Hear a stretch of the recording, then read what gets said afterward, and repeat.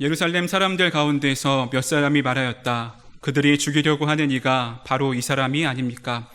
보십시오. 그가 드러내놓고 말하는데도 사람들이 그에게 아무 말도 못합니다. 지도자들은 정말로 이 사람을 그리스도로 알고 있는 것입니까? 우리는 이 사람이 어디에서 왔는지를 알고 있습니다. 그러나 그리스도가 오실 때에는 어디에서 오셨는지 아는 사람이 없을 것입니다. 예수께서 성전에서 가르치실 때에 큰 소리로 말씀하셨다. 너희는 나를 알고 또 내가 어디에서 왔는지를 알고 있다. 그런데 나는 내 마음대로 온 것이 아니다. 나를 보내신 분은 참되시다. 너희는 그분을 알지 못하지만 나는 그분을 안다. 나는 그분에게서 왔고 그분은 나를 보내셨기 때문이다. 사람들이 예수를 잡으려고 하였으나 아무도 그에게 손을 대는 사람이 없었다. 그것은 그의 때가 아직 이르지 않았기 때문이다. 무리 가운데서 많은 사람이 예수를 믿었다. 그들이 말하였다. 그리스도가 오신다고 해도 이분이 하신 것보다 더 많은 표징을 행하시겠는가? 무리가 예수를 두고 이런 말로 수군거리는 것을 바리새파 사람들이 들었다. 그래서 대제사장들과 바리새파 사람들은 예수를 잡으려고 성전 경비병들을 보냈다. 예수께서 그들에게 말씀하셨다. 나는 잠시 동안 너희와 함께 있다가 나를 보내신 분께로 간다. 그러면 너희가 나를 찾아도 만나지 못할 것이요 내가 있는 곳에 너희가 올 수도 없을 것이다. 유대 사람들이 서로 말하였다. 이 사람이 어디로 가려고 하기에 자기를 만나지 못할 것이라고 하는가? 그리스 사람들 가운데 흩어져 사는 유대 사람들에게로 가서 그리스 사람들을 가르칠 셈인가? 또 너희가 나를 찾아도 만나지 못할 것이요 내가 있는 곳에 너희가 올 수도 없을 것이다 한 말은 무슨 뜻인가? 아멘. 주님이 하시는 줄로 믿습니다. 금요일 이 시간마다 함께 찬양하고 기도할 때 이곳에 모이신 분들이 얼마나 감사한지 모르겠습니다.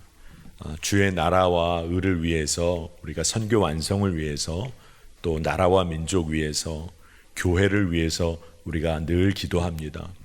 하나님이 가장 기뻐하시는 일인 줄로 믿습니다. 여러분, 오늘 이곳에 나와서 우리가 기도하다 보면 내 기도가 아니라 하나님 나라 위하여 기도하도록 이끄시는 성령 하나님을 우리가 분명히 경험합니다. 그게 증거 중에 증거죠. 우리 안에 주님이 일하고 계시다. 오늘도 오늘 말씀 붙잡고 기도하게 될 때 우리의 삶에 나아가야 할 새 길을 주님이 분명히 보여주실 줄로 믿습니다. 오늘은 예수님을 우리가 정말 잘 알고 사는가, 이에 대해서 오늘 말씀을 여러분과 나누려고 합니다.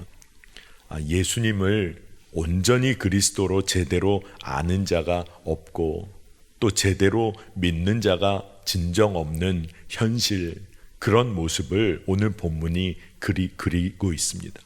오늘 본문의 내용을 보면 많은 사람들이 예수님을 직접 보고 그분의 말씀을 듣게 되는 경험까지도 하지만 예수 그리스도를 제대로 알지를 못하고 그리스도를 제대로 믿는 사람이 없습니다. 얼마나 안타까운 이야기가 오늘 말씀에 기록되고 있는지 몰라요. 근데 오늘 이 말씀을 보면 너무나 분명하게 마음 가운데 질문 하나가 생기는데, 그때만 그런 것이었을까? 그때만 진짜 그런 것이었을까? 하는 생각을 하게 됩니다. 예수님을 죽이고자 하는 무리들이 그 당시에 일어납니다. 또 무리들 중에는 혹시 이 예수란 사람이 그리스도가 아닐까?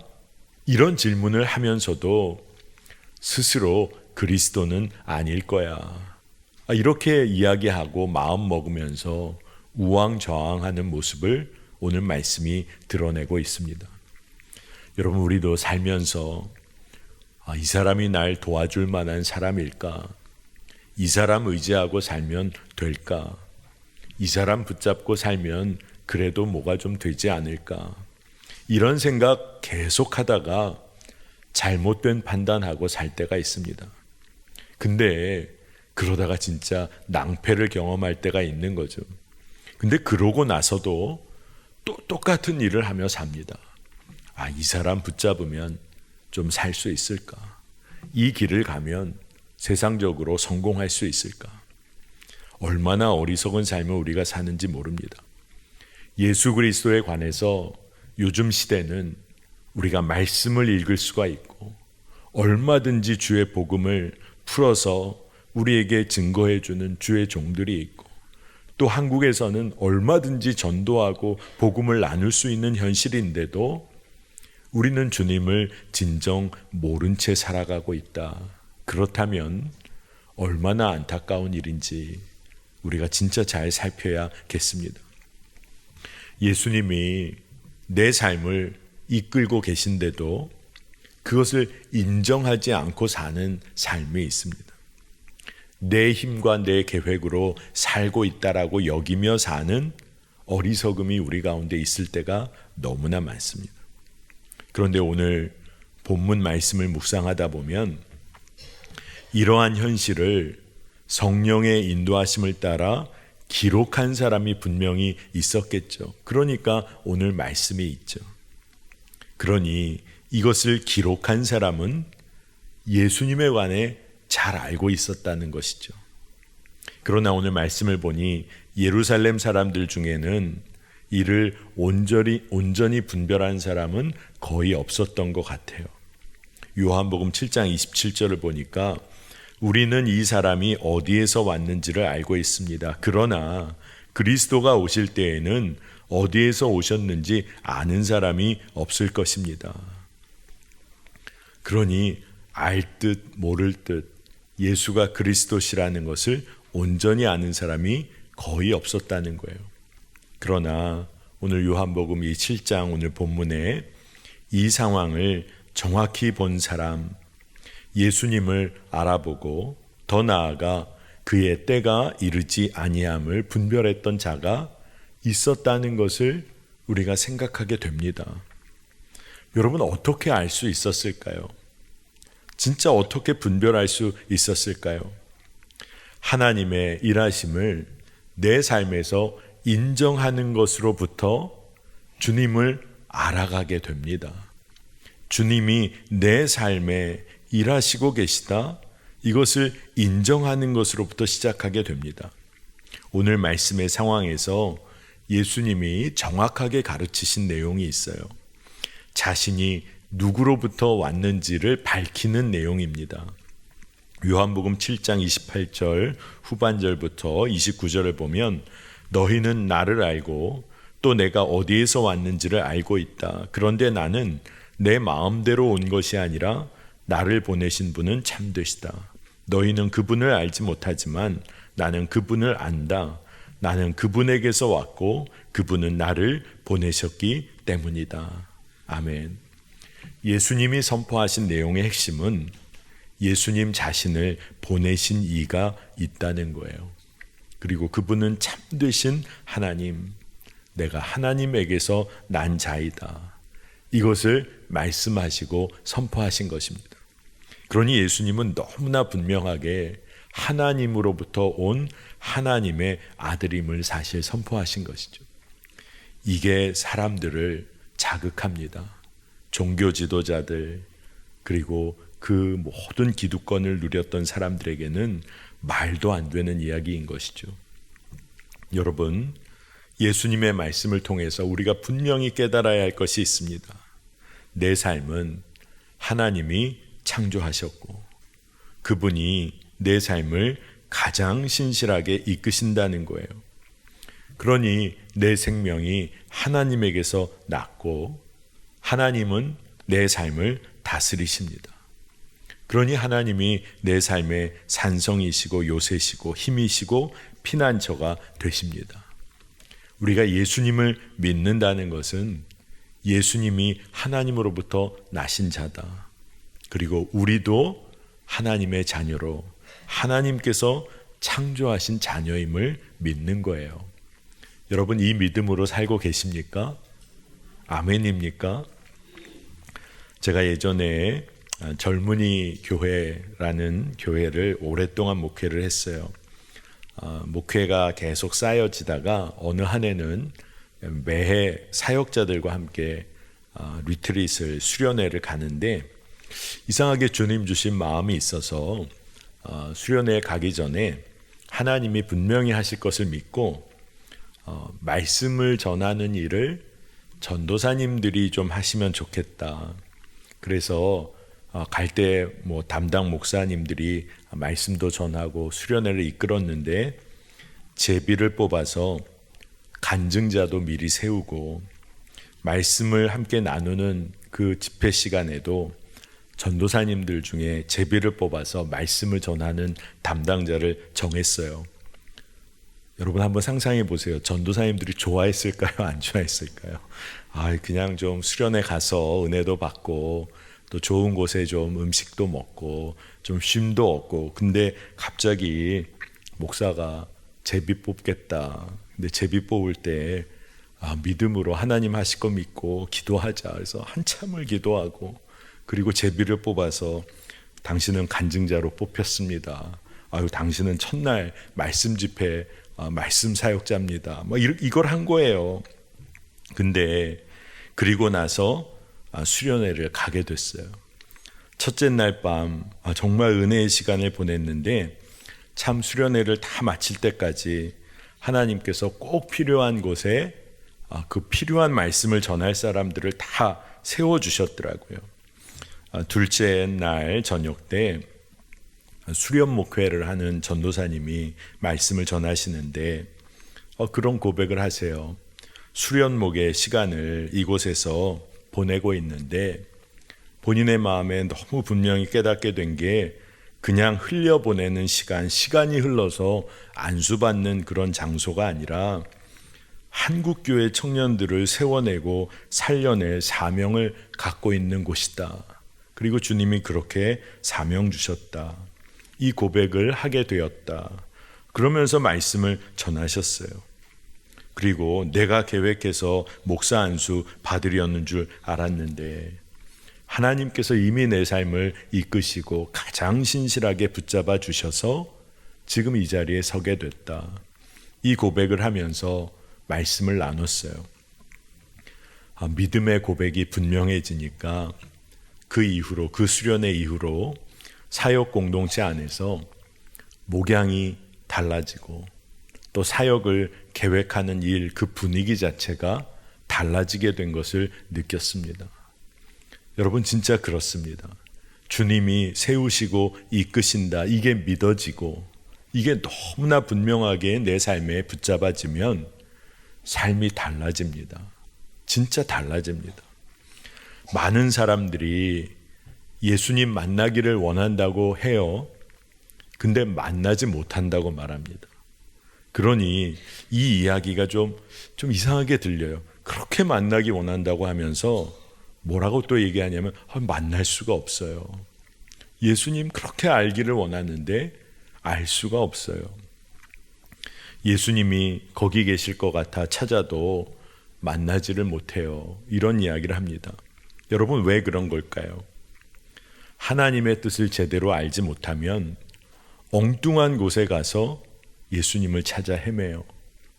하나님의 마음을 알지 못하면 엉뚱한 방향을 찾아 헤매며 삽니다. 여러분 십자가 고난의 주님은 내가 만나고 싶지 않아요. 그런데 어떻게 주님을 만날 수 있겠어요? 늘 좁은 길 가기를 원하시는 주님의 마음을 알지 못하는데 어떻게 넓은 길에서 주님을 만날 수 있겠습니까? 요한복음 7장 34절에 예수님이 그러면 너희가 나를 찾아도 만나지 못할 것이요 내가 있는 곳에 너희가 올 수도 없을 것이다. 이 예수님의 말씀은 예수님께서 십자가 고난의 길을 통과하실 것에 대하여 말씀하고 계신 거예요. 여러분 눈에 보이는 것 따라 주님을 찾는 삶이 얼마나 주의 마음을 이해 못하는 것인지를 알아야 합니다. 제가 이 말씀을 묵상하다가 제 마음에 이런 기도 제목이 생겨요. 예수님의 마음을 제가 제일 잘 압니다. 예수님이 무엇을 하길 원하시고 어디에 머물기를 원하시고 그런 모든 것을 제가 주의 마음을 가장 잘 압니다. 이런 사람이 되기를 원한다고 기도해야겠구나. 주의 마음을 놓치지 않는 자가 되기를 기도해야겠구나 하는 마음이 들었어요. 여러분, 세상에서 어떤 사람들이 이건 누가 잘못한 겁니까? 이거 누가 이 일을 이렇게 해놓은 겁니까? 그렇게 막 몰아붙이듯이 막 사람을 찾을 때 내가 한 거예요. 그러면 뭐라고 얘기해야 합니까? 제가 그렇게 했습니다. 이렇게 말해야 할 상황이 온다고 하면 여러분 마음이 얼마나 위축될까요? 이거 누가 이따위로 일한 겁니까? 근데 그러니까 살펴보니까 내가 한 일이에요. 그러면 접니다 이렇게 말해야 되는데 진짜 피하고 싶은 상황이죠. 그런데 여러분, 예수님을 가장 잘 아는 사람 누굽니까? 매화교회에서 예수님 가장 잘 아는 사람 누굽니까? 여러분, 그때 여러분이 바로 접니다. 바로 저예요. 이렇게 말할 수 있다면 얼마나 복된 사람일까요? 주님의 마음을 제가 압니다. 주의 뜻을 제가 알아요. 이렇게 말할 수 있는 사람이 된다는 것은 얼마나 감사한 일일까요? 그런 생각이 들었어요. 여러분, 부모가 자녀의 마음을 헤아리고 자녀도 부모의 마음을 이해하며 섬기려고 할 때 가정의 분위기는 완전히 뒤바뀌어집니다. 부부관계도 마찬가지겠죠. 서로의 마음을 헤아려 말씀대로 주 안에서 피차에 복종해야 합니다. 그런데 인간의 노력으로는 잘 안 되죠. 그렇기에 예수 그리스도께서 그 관계 가운데 거하셔서 중재자가 되어주시고 화해자가 되어주시는 것입니다. 부모와 자녀의 관계, 부부의 관계, 상사와 밑에 사람의 관계, 그 모든 관계 가운데 주님이 그 가운데 계시다. 이것을 인정하는 겁니다. 눈에 보이는 상황으로는 쉽지가 않아요. 근데 거기서 멈추지 않고 예수님께서 화해자가 되어주신다는 것을 인정하는 거예요. 주님이 우리 삶에서 일하신다는 것을 인정하고 나야 주님을 깊이 알게 되고 우리의 관계와 우리의 삶이 달라집니다. 여러분, 우리의 삶이 계획대로 되지 않는 순간을 만나게 될 때, 그때가 우리가 헷갈리게 될 때가 있어요. 예수님이 진짜 누구신지, 그리스도가 누구신지 헷갈리게 됩니다. 마치 그때 내 계획대로 안 되는 바로 그 순간에 주님은 안 계신 것 같고, 마치 세상이 나를 구원해 줄 것 같은 그런 순간을 경험할 때가 있어요. 그런데 여러분, 바로 그때 우리가 믿음의 눈을 들어 주님 붙잡고 놓치지 않아야 합니다. 우리가 진짜 그런 순간에 주님을 놓치지 않는 경험이 우리 삶에 필요한 거예요. 잠잠히 주님의 마음을 구하고 그 주의 뜻을 놓치면 안 됩니다. 여러분, 어린아이가 엄마가 자기를 사랑할 것이라고 믿는다. 그게 무슨 칭찬받을 일일까요? 그냥 어린아이는 엄마가 날 사랑한다고 믿어요. 그렇게 믿는 거 칭찬받을 만한 일 아닙니다. 당연한 일이죠. 우리가 주님의 사랑을 믿고 주님을 붙잡고 사는 것은 어떤 일일까요? 너무 당연한 일이죠. 그렇게 살 수밖에 없는 거죠. 근데 우리는 그것을 놓칠 때가 있어요. 여러분, 양궁 경기를 보다 보면 우리나라 선수들이 얼마나 대단한지 진짜 모르겠어요. 양궁 경기를 보면 어떻게 그렇게 활을 쏘는지, 여러분도 다 들어보신 것처럼 대한민국 국가대표 선발되는 게 세계적인 대회에서 1등 하는 것보다 일단 더 어렵다고 그러잖아요. 국가대표 그 후보들이 너무나 잘하니까 그런 얘기가 있을 정도죠.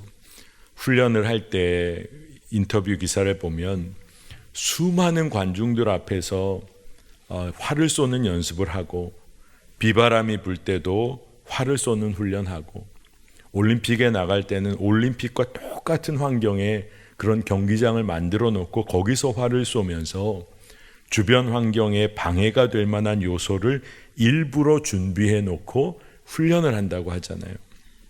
담대하게 활을 쏴야 하는 순간이 오는데 그때 주변의 요소들로 마음의 평정심을 잃으면 안 되니까 지속적으로 훈련을 하는데 중요하게 봐야 될 게 뭐냐 하면 방해가 되는 요소들을 놓고 훈련을 한다는 거예요.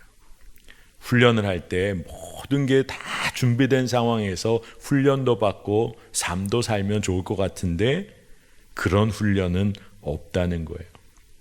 여러분, 우리가 우리 삶에서 세상의 풍파 가운데서도 어떻게 우리의 마음이 평정심을 찾으며 살아갈 수 있을까요? 주의 마음을 놓치지 않아야 하는 것입니다. 예수님이 어떤 마음으로 우리를 이끌고 계신지를 놓치지 않으면 우리가 마음의 평강을 얻을 수 있어요. 오래된 올림픽이지만 미국 LA 올림픽 때 다이빙 종목에서 금메달을 딴 여자 선수가 인터뷰를 했는데 이런 얘기를 했어요. 자기가 금메달을 따게 된 것은 전적으로 어머니 때문이다. 이런 인터뷰를 했습니다.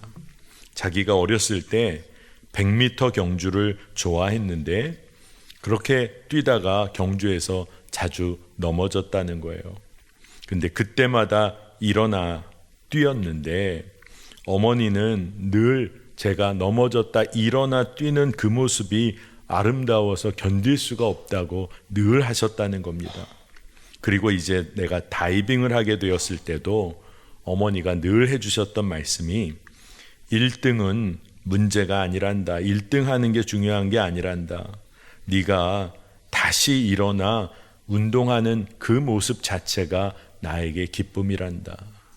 네가 1등 못하고 때로는 실수하고 넘어지고 실패한 것 같은 그 순간에도 네가 다시 일어나서 운동하는 그 모습 자체가 나에게 너무 기쁨이란다. 이 이야기를 수없이 해줬다는 거예요. 그래서 이 여자 선수가 다이빙 때에 설 때마다 어머니를 떠올려 보면 기뻐하시는 모습이 그려졌다는 거예요, 마음에. 그래서 어머니를 생각하면 웃음이 마음속에 나오고 긴장이 풀어지고 침착하게 경기에 임할 수 있었다고 합니다. 여러분, 우리를 늘 바라봐 주시는 그 주님을 우리가 바라보고 마음에 떠올리고 그 주님의 뜻을 내 마음에 품게 되면 어떨까요? 인생에서 포기란 있을 수 없는 거죠. 나를 보시며 기뻐하시는 주님, 그 주님을 마음에 품고 사는 거예요. 우리 세상이 어떤 마음을 우리에게 심어주려고 합니까? 난 안 되나 봐. 난 안 되나 봐. 그러면 세상의 영이 뭐라고 하죠? 그거 지금 알았어? 그럴지 몰라요. 근데 여러분, 결코 아닙니다. 주님과 친밀히 동행하며 누리는 기쁨이, 담대함이 우리 가운데 있어요. 주의 마음을 놓치면 안 됩니다. 우리는 어떻게 주님을 붙잡고 동행하며 사는 삶을 지속해 갈 수 있을까요? 하나님께서 내 삶의 조정키를 주님이 잡고 계시면, 그것이 믿어지면 평안함으로 하나님의 뜻, 그 방향을 따라 가는 삶 살게 됩니다. 내가 노력하는 게 아니라 주님께 맡겨드리는 거죠. 풍랑이 일어도 주님께서 삶의 주인이심을 인정하고 나면, 주님이 내 삶을 이끄시면 흔들리지 않는 거죠. 여러분, 술 취한 사람에게 운전대를 맡기지도 않죠. 술 취한 사람이 운전하는 차에는 아마 타지도 않을 겁니다. 근데 왜 우리가 술에 취해서, 세상의 술에 취해서 운전을 하려고 합니까? 어리석은 일이죠. 주님이 우리 삶을 이끄셔야 합니다. 그리고 우리는 그 예수님의 마음을 가장 정확히 아는 자, 그래서 순종하는 자로 사는 거예요. 주님의 마음을 알기에 기도를 멈출 수가 없는 거고, 주님의 마음을 더 깊이 알고 싶으니 주님과 교제를 이어가는 일상을 세워가는 겁니다. 어떻게 주님과 늘 교제하는 일상을 살 수 있을까? 보네포 목사님이란 분이 성도의 공동생활이라는 책을 쓰셨어요. 이 보네포 목사님은 독일 나치 시절에 목회자 후보생들을 훈련하는 신학교 공동체의 학장직을 제안받고 2년 넘게 공동체 신학교를 이렇게 운영했습니다. 근데 그 책을 보면 그 학생들과 공동체 생활하면서 매일매일 어떻게 살았는지 하루의 일과를 기록한 그런 파트가 있는데 늘 기도와 묵상으로 살아갔어요. 그래서 그 내용을 통해서 우리가 일상 가운데 주와 어떻게 교제해야 할지를 좀 나누려고 합니다. 첫 번째로 이른 새벽 아침에 말씀과 기도하는 시간을 그 신학교 공동체에서 늘 가졌는데 새벽을 굉장히 중요하게 여겼어요. 아마 요즘 시대에는 성도님들이 그런 얘기를 합니다. 새벽 기도는 한국 기독교의 특별한 문화라고도 하고 이제는 현대사회에서 꼭 새벽에만 기도해야 되나, 딴 때 기도하면 되지. 근데 이 성도의 공동생활이라는 책에 뭐라고 기록하냐 하면 새벽이 중요한 이유는 예수의 부활이 성취된 시간이고 하나님의 약속이 성취된 시간이기에 중요하다고 이야기를 해요. 여러분 새벽에 기도하시겠어요? 안 하시겠어요? 기도하십시다. 네, 새벽 기도에 부흥이 있기를 원합니다. 그리고 기도할 때 이 보네포 목사님이 시편으로 기도하기를 즐겨했어요. 근데 그거는 그냥 내가 시편 좋아해요 이래서가 아니라 이 시편의 기도를, 이 시편을 예수 그리스도께서 우리를 대신하여 중보자가 되셔서 하나님께 올려드리는 기도로 이해했기 때문에 보네포 목사님은 이 시편으로 기도하는 것을 너무 좋아했어요. 그래서 신학생들과 그렇게 기도했다고 하는데 여러분 시편의 상황을 보면 시편 150편에 우리의 삶의 모든 모습이 담겨 있는 것 같아요. 근데 그 삶의 모든 상황을 우리 주 예수 그리스도께서 우리를 위해 기도하고 계시다. 여러분 이게 믿어지면 우리가 기도할 때 감격이 있는 거죠. 그리고 새벽마다 말씀을 붙잡을 때 이 말씀이 성취된다는 믿음이 부어지는 겁니다. 시편 104편 33절에서 35절을 보면 이런 영적인 느낌을 우리가 알게 됩니다. 내가 살아있는 동안 나는 주님을 노래할 것이다. 숨을 거두는 그때까지 나의 하나님께 노래할 것이다. 내 묵상을 주님이 기꺼이 받아주시면 좋으련만 그러면 나는 주님의 품 안에서 즐겁기만 할 것이다. 죄인들아 이 땅에서 사라져라. 악인들아 너희도 영원히 사라져라. 내 영혼아 주님을 찬송하여라. 할렐루야. 아멘. 시편을 통하여 기도하는 거예요. 말씀으로 기도하는 겁니다. 여러분 말씀을 통해 기도할 때 우리는 강한 힘을 얻습니다. 말씀에 의지해서 주의 말씀이 성취된 것을 이미 믿고 기도하는 거예요. 고린도후서 1장 20절을 보면 하나님의 모든 약속은 그리스도 안에서 이해가 됩니다. 그러므로 그리스도로 말미암아 우리는 아멘 하면서 하나님께 영광을 돌리는 것입니다. 아멘. 하나님의 말씀은 그리스도 안에서 언제나 이해가 됩니다. 하나님의 말씀은 우리의 삶에서 너무나 분명하게 이루어지는 것이죠. 그러니 우리가 할 일은 그 말씀에 아멘 아멘 하면서 영광을 올려드리는 거예요. 그러니 이게 말씀으로 기도하는 겁니다. 말씀을 읽을 때도 보네포 목사님과 신학생들은 성경을 읽을 때 어떻게 읽는 것을 더 좋아했냐 하면 어떤 한 부분을 이렇게 뽑아서 읽기보다 말씀을 쭉 이어가면서 길게 읽는 것을 좋아했다고 그래요. 왜냐하면 말씀을 이어가면서 말씀 속에 관통해지는 하나님의 뜻을 깨닫는 것이 중요하다고 여기기 때문에 말씀을 계속해서 읽어나간 것입니다. 핵심은 그 말씀에 하나님의 마음이 무엇인지를 계속 찾아가는 거예요. 그래서 성경을 통독해가는 것이 중요한 이유 중에 하나입니다. 여러분, 기도와 말씀의 삶을 하루의 일과 가운데 기둥으로 세우시는 거예요. 두 번째는 찬양을 합니다. 찬양하는 거예요. 근데 찬양은 보네포 목사님은 어떤 이해를 했냐면 찬양은 하나님의 말씀을 입술로 선포하는 행위라고 생각을 했어요. 그러니까 찬양을 하면 찬양의 곡조가 주는 그런 감동도 있지만 그 말씀을 노래하는 가운데 하나님의 말씀을 선포하고 인정하기에 기쁨을 얻는 겁니다. 여러분, 우리가 찬양할 때 왜 우리의 마음이 회복이 되고 우리의 영이 살고 그리고 주님의 이름을 높여드리게 될까요? 하나님의 말씀을 선포하는 행위이기 때문에 그래요. 어떤 경우에 사람들이 세상 살 낙이 없다고 말합니다. 여러분, 그리스도인들도 세상 살 낙이 없는 겁니까? 진짜 경제적으로 어렵고 여러 가지 형편이 눌리면 그리스도인들도 세상 살 낙 정말 없는 겁니까? 우리가 주로 인하여 주님을 찬양할 수 있다면 우리는 매 순간 기쁨을 누리며 사는 줄 믿습니다. 여러분, 저희들의 할머니 세대들이 찬송가 보셨을 때 요즘도 그런 찬송이 있나 모르겠습니다만 가사만 쓰여진 찬송 여러분 기억하시나요? 악보가 없어요.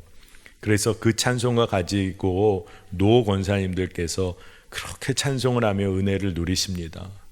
근데 보면 곡조는 어떻게 찬송하셔도 비슷할 때가 있어요. 그리고 그 많은 찬송가를 거의 한 곡조로 부르시는 분도 계시죠. 근데 그 찬양에 은혜가 있어요. 그 찬양에 눈물이 있고 그 찬양이 정말로 힘이 있는 찬양이에요. 왜냐하면 찬양을 통해 주님을 인정하고 주의 이름을 높여드리고 찬양이 우리의 삶을 새롭게 합니다. 세 번째로 우리의 일상 가운데 주님과의 교제가 이루어질 때 중요한 것이 노동을 하는 거예요. 일을 하는 겁니다.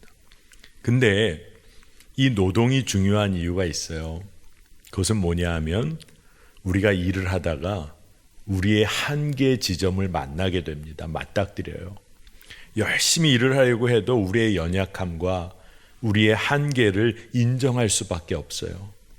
그렇기 때문에 노동의 유익함은 노동을 해서 일을 해서 돈도 벌고 여러 가지 성과를 얻는 거기에 있는 게 아니라 보네포 목사님은 우리의 한계를 부닥치게 되기 때문에 노동이 귀하다는 거예요. 근데 우리가 한계를 부닥쳤을 때 스스로 할 수 없는 일을 만나요. 그러면 그리스도인들은 뭘 하게 될까요? 주님께 도우심을 구한다는 겁니다. 주님을 의지하는 훈련을 매일매일 일하는 가운데 배운다는 거예요. 주님께서 어떻게 일하시고 도우시는지를 늘 경험할 수 있는 현장이 우리의 일터고 노동하는 곳이라는 거예요. 여러분, 우리가 일할 때 돈만을 위해서 일한다. 얼마나 삭막한가요? 우리가 이미 잘 압니다.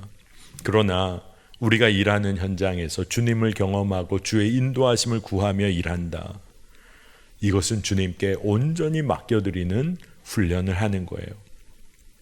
네 번째로 하루를 마무리하게 될 때도 기도해야 합니다. 하루를 인도하신 주님께 감사하고 이 밤에도 어둠의 권세로부터 보호해 주실 것을 구하고 그리고 주변의 사람들을 위한 중보의 기도를 올려드리며 하루를 마무리하는 거예요. 여러분, 중보 기도는 너무나 중요한데 예수 그리스도의 일을 우리가 감당하는 거예요. 우리를 통해 주님이 일하시는 것을 너무나 분명하게 경험할 수 있는 것이 중보 기도의 사명입니다. 지금 제가 이 네 가지를 말씀드린 건 보네포 목사님이 신학교 목회자 후보생들과 2년여를 넘게 함께 살면서 매일매일 이러한 경건의 훈련을 했다는 거예요.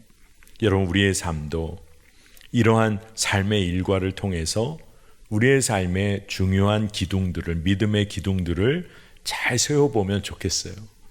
매일 어떻게 주님과 교제해야 할까? 그런데 여러분, 한번 잘 생각해 보십시오. 주님 앞에서 홀로 있는 시간을 늘 가지는 사람이 공동체, 허락하신 공동체 가운데서도 영적인 유익을 누릴 수 있습니다.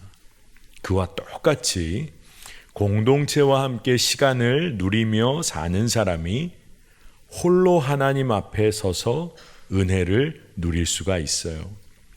어느 한쪽으로 치우친 믿음 생활이 건강하지 못한 이유는 교회의 참된 의미를 생각해 보면 쉽게 알 수 있습니다. 교회는 그리스도를 머리로 하는 한 몸이에요. 그러니까 모든 지체는 그리스도와 연결되어서 그리스도와의 관계가 있습니다.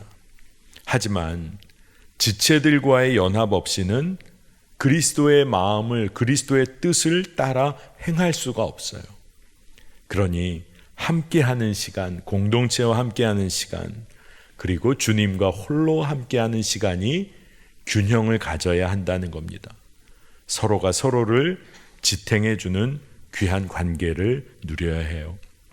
여러분, 여러분의 일상은 어떻습니까? 주님을 더 깊이 알아가고 예수님의 마음을 더 깊이 알아가는 매일매일을 새롭게 보내고 계신가요? 여러분, 매일의 일상은 주님 안에서 매일 새롭게 시작되는 여정과도 같습니다. 오늘도 그저 주어지는 지루한 하루가 아니에요. 주님이 이끄시고 새롭게 사명을 주시기 때문에 오늘이 너무나 새로운 날이죠. 여러분, 부모가 자녀가 태어나 자라나기 시작할 때 그 자녀가 새로운 일을 경험하며 성장하기를 원합니다. 그리고 인생의 다음 단계로 건강하게 성숙해 가기를 부모가 원해요. 우리 주님은 우리를 지으신 창조주 하나님이십니다. 그분께서 우리 삶을 바라보시면서 어떤 마음을 가지실까요? 가장 선하고 아름답게 성장해가고 또 성장해가기를 우리 하나님은 원하실 거예요. 그 주님의 마음을 우리가 알아야 합니다. 예수 그리스도를 알아가고 그분의 마음을 정말 품고 이해하는 사람은 그 뜻을 행할 수밖에 없어요. 그리고 요동치지 않습니다. 주님의 마음을 아니, 나를 향한 주의 마음이 너무나 분명하니 풍랑이 일어도 흔들릴 이유가 없는 것이죠. 여러분, 그렇기에 우리가 매일 일상, 경건의 하루, 주님을 따르는 하루를 채워나가는 거예요. 빼곡하게 채워나가는 겁니다. 저는 요즘 바빠서 일하느라 바쁩니다. 일터를 통하여서 주님을 경험해야 합니다. 가정이 요새 어려워서 그 가정의 관계 가운데 주님이 중보자로, 중재자로 서 계심을 믿고 인정해야 합니다. 하나님이 내 삶에 일하고 계시다. 이걸 인정함으로부터 우리는 주님의 마음을 알게 됩니다. 예수님 당시에 이분이 그리스도신가? 그리스도신 것 같기도 하고 아닌 것 같기도 하고 그러면서 흔들렸던 그런 인생 아니라 이제는 주님만 바라보는 자로 온전히 서기를 축복합니다.